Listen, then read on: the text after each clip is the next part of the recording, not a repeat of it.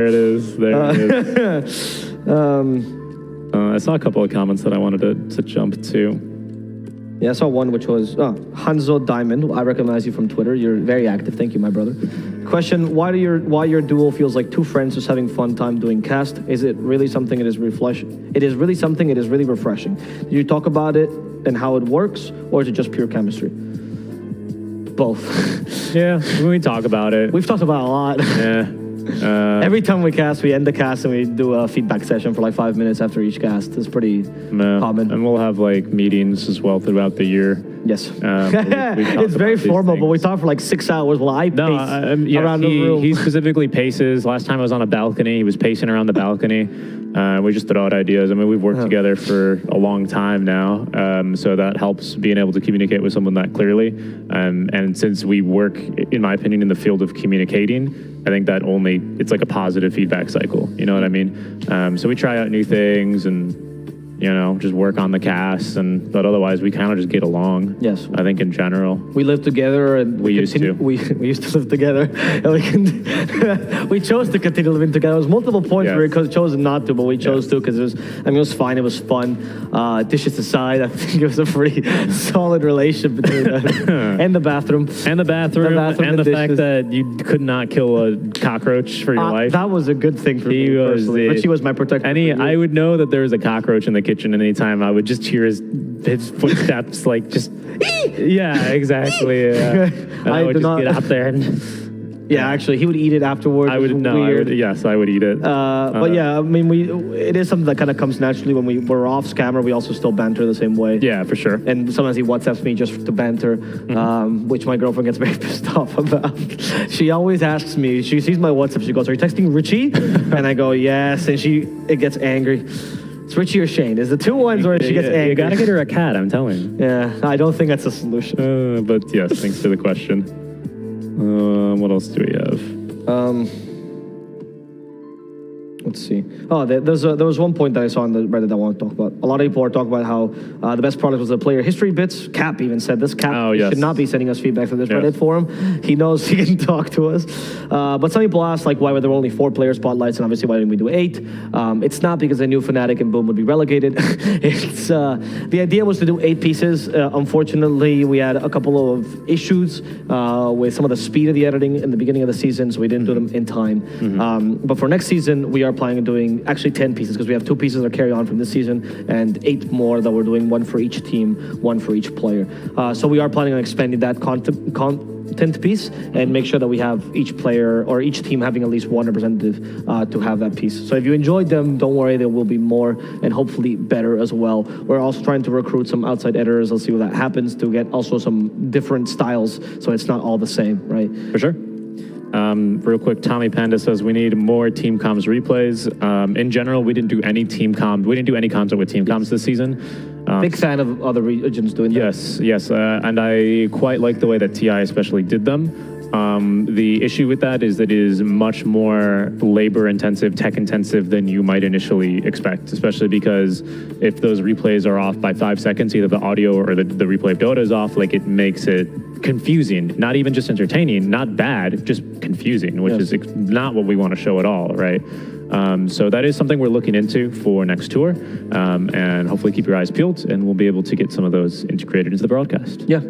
We'll hopefully for the next second season we do have them. Obviously not we won't have them ready for Div 2, but get ready for Div 1 next time. Yeah, for sure. You guys are like typical college dorm room buddies, like the cockroaches and stuff. I'm glad you think it's funny. Richie doesn't think it's funny. What, the cockroaches? Yeah. It was fun. I mean, it was funny because the way he would try, if I can just, go off tangent once more, he would take a broom. I don't know why you wouldn't just, like, smash them. Because I can't, because I've heard that if you smash them, their babies spawn. Okay, so instead what he would do is he would get a broom, and choke them. No, he wouldn't. He would then proceed to use half of a paper towel roll, not half a paper towel, half of the roll of a paper towel, and put he it would in the front of the broom. And then he would put it on the broom, and then he would then, you know, like what's the sport that they do? Curling, right? When they like broom, then they scrub the ice to make to melt it so that the rock goes farther. He would just like try and smash these cockroaches against the wall. Yeah. So I would just hear like I want to touch him. The sound of the broom banging against the wall, basically, and then him investigating, go, it's still alive because you're just smash, and then I would just get in there and smash it, and then keep playing my Dota game. Like it was the most ridiculous. This guy.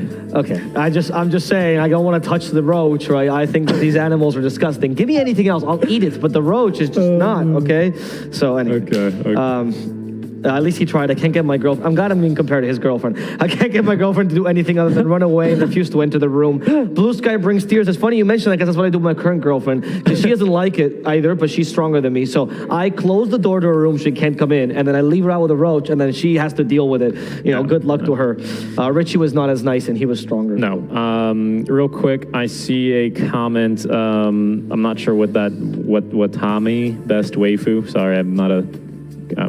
I don't watch anime. More Kunkka dance, please. And then someone said no. And then I actually saw this as a point of feedback in the Reddit thread as well. Yes. I quite liked most of our, I don't know what they're called. They're called wipes. Draft transitions? They're like the stingers, they're wipes, whatever. Sure. And I liked most of them. I think it's just a little fun, stupid thing we did. Host rings the bell, a hero runs across with some food, and the draft is revealed behind them. Because of how funny we thought the NP one was, they ended up making another one. But I think in the future, we're going to try and make them a little bit speedier and a little bit more food related would be the goal. So yes, like we original techies, for example, was like our idea we had, or the troll carrying mangoes. Troll carrying dim sum. Oh, dim sum, sorry. Yes, the techies had mangoes in his cart, so stuff like that. We just like think it's like these little silly things that make the show a bit funnier. But perhaps you're right. I think the heroes dancing was maybe a little bit too silly. So we just got excited. Point of feedback taken. This is something that really happens in the creative process where we have an idea and we take it to the extreme because we get really excited about it. I know Aries, hello Aries by the way, was in the chat asking how the creative process works in these things. And most of the time we're doing set design. Richie and I, and I mean this time it was also with the EBN crew, but it was Richie and I that started the process. We go, how would this look? And then Richie one-ups me and then I one-up him until we finally get to an idea. Yeah, and then we find a happy medium somewhere that's more realistic. But it's good to have those, in my opinion. I think that's why we work well together, because we have these ideas and can kind of criticize them, and then eventually we have something that's like a little bit unachievable, and we're always like, we're gonna do it, I promise, and then we both like settle for something much more realistic. But because we set that bar high already, like I think it ends up being it's okay. Just pure disappointment no matter what though, because you set the bar high. Like in the Eyyou DPC, it's like, what if we hire a real van and we make it through all of Europe, Eastern Europe, and it's like, all right, okay, I'll calm the fuck down. Yeah. So we get ideas like that. But yeah, this set is actually, it's 2 mall carts. Like if you go to like a mall and you see like a stall where they sell usually like smaller stuff, maybe some jewelry or some perfumes, you know, it's literally just mall carts, which is why they have these, I almost fell, which is why they have these lights up here. And like on the other side, they have cabinets. Yes. We've just simply dressed them up and they end up kind of looking like food stalls. We bought that little thing to your right, which is for holding food, like cooked food. You'll see it in a lot of our B-roll. Yes. Yeah. It's very common if you ever see any like carts here. Yeah. In fact, our idea originally was to actually get a real cart, right? Which I was planning on using on my side job on the, after the DPC. But the real cart didn't really work well with the cameras because it was very reflexive because they're mostly made of metal. Right. The problem there is exactly when you're doing a green screen set, then you can't really have anything super reflective, which is why if you notice from day 1 to day 2, we painted the silver bell red. No, I cannot. He can't reach it. But you'll also notice that like everything on the set as well is either 1, not green, or 2 is just colorful and not reflective, right? So that was a little bit of a restriction for us, but it was kind of fun to work around. I kind of like working with restrictions like that and being creative. I think limitations usually make the broadcast better. It's kind of been the case for our previous broadcasts as well. Like, for example, when we did Division 2 EU, I remember when we did the second season, one of the limitations we had was it was COVID time, and I wanted to go back to Europe to be able to see my parents before I couldn't see them for 3 years, and my girlfriend. And so, because we were apart, I thought, well, how can we make a broadcast that works from 2 remote areas, which is why we thought of the news broadcast as an idea. But it's usually these limitations that bring us together and that allow for these sets to be a little bit more creative in general. I also think that, luckily enough, in Malaysia, having colored cutlery and stuff is very common.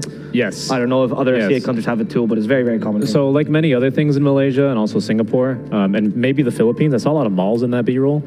Everything is in malls. So, like, our studio is in a mall, undisclosed location, but in this mall, like, if you find it, we will give you absolutely nothing. Maybe a restraining order. Yes, we won't give you anything. No ang pao. But like many other malls in Malaysia, it has a Mr. DIY in it. So I literally just went to Mr. DIY. I've been there for like 4 or 5 times. Yeah, just loaded up on all this. Like anything on top of the tables is basically DIY. It's very easy. Yeah, so I mean, that's what was kind of nice about going for a local theme as well, I have to add, and not for something like, I don't know, spaceship theme or whatever, like, which could have been equally as fun potentially, but because it's local, everything is very easy to find, right? And that ended up becoming really cool. We actually, there's a gas canister over there that we were going to have in the set, and we wanted to get some like dishwashing tubs and stuff like that to get like a couple more real props like that. But unfortunately, we didn't quite go that far. But you know. But we do have some ideas. What someone asked, like, how do you top this for the next season? I think both on Reddit and Twitch chat. And we do have some ideas as to how to improve the set for next season. Beyond, we're still planning on changing the signs every season, right? Yes. And making it so it's more creative. But we're adding some elements. I just don't want to disclose them yet because I'm kind of excited to just surprise you guys. But we do have some elements that's going to make it even wackier. I think one of the fun things, to me, one of my favorite tournaments ever done in Dota, which is many people don't remember, was an ESL during the pandemic times, which was Cap God's, I think it was Blitz actually went back to casting for that tournament. Right, they it was the ESL LA makeup event. Yes, we did that event here from KL. We did part of the event here. They did at the very, that was probably the last broadcast. Because they did the BTS house. They separated per regions, right? So I think they did Eyyou and they also did North America, or I don't remember. But anyway, the point was, one of the things that event that I liked so much is that Gods couldn't get a haircut, and the guy usually has a pretty long hair, and by the end of the event, his hair was just absurd. It was just ridiculous. You can see in his eyes that his soul had left him. Like, he no longer had any fun doing what he was doing. But that was funny. I would tune in every day just for the panels because it was so funny watching Gods like die live on set. Not because I wish him misery, but just I think the concept was ideal. So we really like this idea as the DPC will go on, and you'll see this because it's something that we both share as a sense of humor, that it gets more and more absurd the more it happens. Yeah. Very Always Sunny like, where it's like we're taking this to the extreme, you know, and see how far we can go with it. Right. Yeah. I think